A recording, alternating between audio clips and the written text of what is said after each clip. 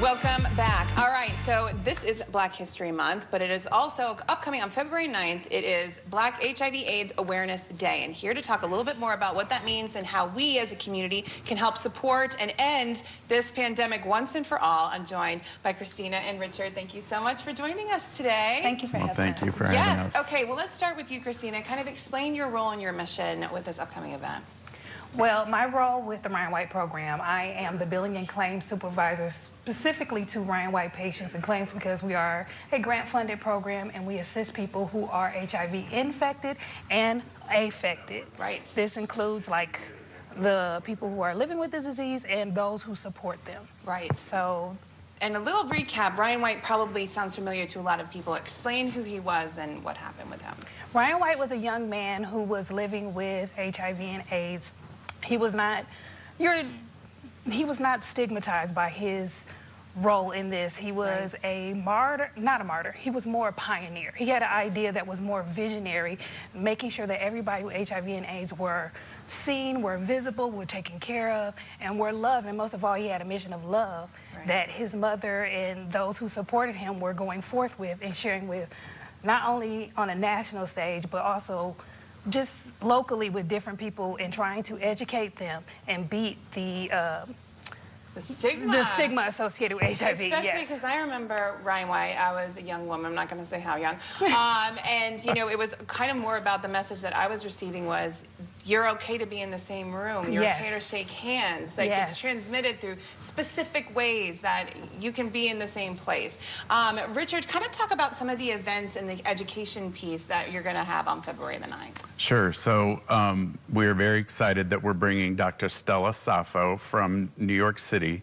She's an HIV care provider, and she's going to talk about the myths to help us dispel some of those about how, you know, HIV is treated, things like that.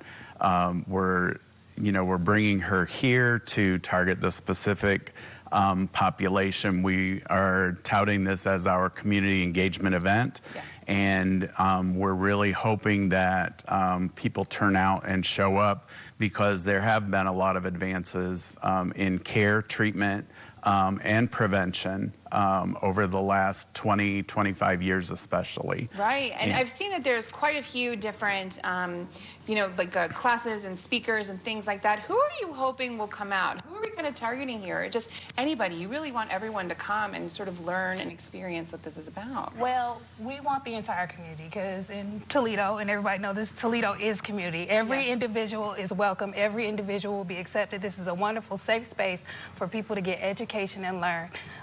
Like you said, education and knowledge beats stigmatism every day, and that's what we want to do. We want to dispel the myths that are keeping people out of care. One of the things I find in African-American community is stigma is it's a huge barrier to care.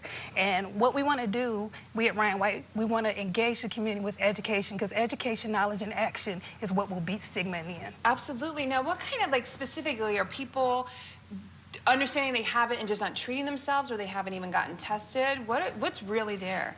It's really a wide variety of things. We want to get people tested. We want to get people engaged in care. We also have preventative services like PrEP and PEP that's available to people now.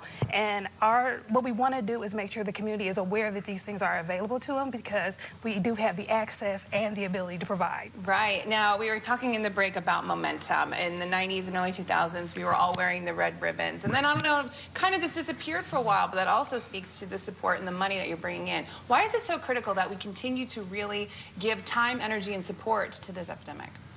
Because currently HIV has not been cured. It has been with therapy, it is manageable, and what we want to do is make sure those who are affected are in therapy and care and receiving the right management for the disease. Absolutely. Now, if someone can't attend on the 9th, what can they do to help support your mission and your cause? Is it money? Is it volunteering? Is it just being an advocate? How can we help? Well, all of the above. We will not turn down anything but our collar. No. We welcome all to participate and also be a part of all the events we have going forward throughout the year. Richard can speak more to that about events and such. So events, what do we got coming up? So, of course, our event on this Thursday, and if people can't attend, we are also for healthcare providers. Anyone that is interested can attend the Grand Rounds presentation, which is going to be held at the Collier Center, room 1000B, where she will be speaking directly to the healthcare providers in our community, and that is, very important. So our other main event that we have annually, which is our annual fundraiser called Retie the Red Ribbon, which generates revenue for our Ann Wace and Loker Memorial Fund for HIV care, and that helps our program provide services that no other agency in our community can provide. So we can do special things for our patients if they are in need of housing assistance or just supplemental costs. Yes, too. And there are a lot of those for everyone in the community. But our our patients, as long as we can keep them engaged in care, keep them housed, they're more likely to get to an undetectable viral load, which then means they won't pass HIV to anybody they come in contact with sexually. Fantastic. That is wonderful. Well, thank you so much. And we gave a lot of information. We'll have all of those links up on NBC24.com. Go ahead and hit that What's Going On tab. Stick with us. More to come.